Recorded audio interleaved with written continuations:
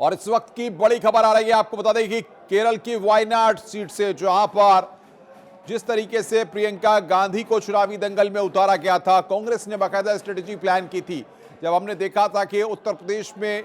80 लोकसभा सीटों पर जब कांग्रेस ने स्ट्रेटेजी बनाई रायबरेली और अमेठी को लेकर के, और उसके बाद जब राहुल गांधी क्या वायनाड से लड़ेंगे बात आई थी, या फिर राहुल गांधी रायबरेली से लड़ेंगे या अमेठी से लड़ेंगे, लेकिन उस वक्त तमाम जो चीजें थी कांग्रेस ने जिस तरीके से पूरा खेल उलट कर रखा था, जिसका पॉलिटिकल माइलेज भी कांग्रेस पार्टी को उस वक्त मिला था। लेकिन फिलहाल बड़ी खबर यह है कि प्रियंका वाड्रा यहां पर वायनाड सीट से आगे चल रही हैं। एक अच्छा अंतर प्रियंका ने वहां पर बनाया है और वो लगातार वहां पर आगे चल रही हैं। कांग्रेस के लिए ये कहा जा सकता है कि दक्षिण का जो किला है वहां पर प्रियंका की एंट्री कहीं ना कहीं साउथ के जो तमाम राज्य हैं वहां पर इससे मैसेज जरूर जाएगा, क्योंकि प्रियंका की फेस वैल्यू को चाहे उत्तर प्रदेश की बात की जाए, उत्तराखंड की बात की जाए, या फिर महाराष्ट्र की बात की जाए, मध्य प्रदेश की बात की जाए, कहीं ना कहीं एक फीमेल फेस वैल्यू के आधार पर और कांग्रेस पार्टी में एक्सेप्टेंस जो तमाम लीडरशिप है, चाहे ग्राउंड की लीडरशिप हो, चाहे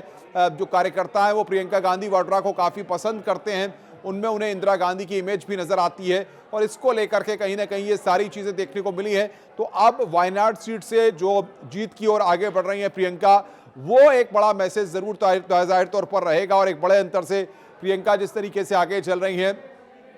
राहुल गांधी क्योंकि वायनाड से सांसद रह चुके हैं, अब प्रियंका वहां से चुनी जाएंगी तो अपने आप में एक बड़ा मैसेज कांग्रेस के लिए होगा। और जिस तरीके से उत्तर प्रदेश से राहुल गांधी, या फिर अगर हम बात करें केएल शर्मा की, या फिर बात करें प्रियंका की, तो एक कहीं ना कहीं कांग्रेस और यादव परिवार की जो जिस तरीके से उत्तर प्रदेश में जो गढ़ हैं, ऐसे में कांग्रेस के भी रायबरेली अमेठी अपने गढ़ रहे हैं। वायनाड को अब कहीं ना कहीं ये माना जा सकता है, क्योंकि वायनाड जिस तरीके से राहुल गांधी ने उस सीट को चुना था और राहुल गांधी वायनाड से जीतकर संसद पहुंचे थे, अब प्रियंका वहां से चुन करके संसद पहुंचेंगी। तो ये अपने आप में एक बड़ा पॉलिटिकल फैक्टर रहेगा कि आज जिस तरीके से वायनाड में उपचुनाव हो रहा है, बाई इलेक्शन हो रहा है, और वहां से प्रियंका गांधी ने चुनाव लड़ा है और एक बड़े अंतर से कांग्रेस के दिग्गज नेताओं ने, अगर बात करें चाहे उत्तर प्रदेश की बात हो, चाहे उत्तराखंड की बात हो, चाहे मध्य प्रदेश की बात हो, चाहे राजस्थान की बात हो, अलग अलग राज्यों के कई नेताओं ने केरल में जाके कैंप किया। सहारनपुर के कांग्रेस के सांसद इमरान मसूद, वो वहां पर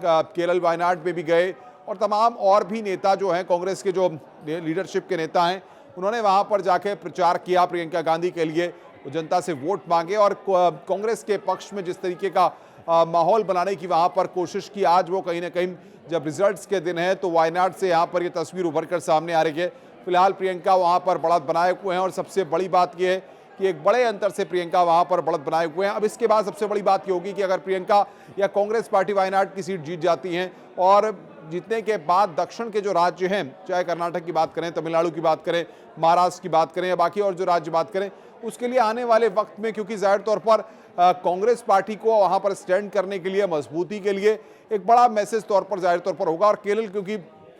जिस तरीके का राज्य है, और राहुल गांधी क्योंकि जिस तरीके से वहां पर चुन करके आ चुके हैं, और अब वो सीट राहुल ने अपनी बहन प्रियंका को दी है, तो बहन भाई की जोड़ी जो है वो संसद के अंदर जिस तरीके से दिखाई देगी, उसके भी कहीं ना कहीं देखा जाए, क्योंकि अखिलेश यादव खुद उत्तर प्रदेश से जिस तरीके से हैं, तो अखिलेश यादव भी लोकसभा के अंदर जब मुद्दों को उठाते हैं तो ये कहा जाए कि विपक्ष कहीं ना कहीं एक और पुरजोर ताकत के साथ सदन के अंदर, लोकसभा के अंदर मजबूत तरीके से होगा। और प्रियंका गांधी के आने के बाद जो महिलाओं की भागीदारी है, महिलाओं की आवाज की बात है, वो भी यहाँ पर देखने को मिलेगी।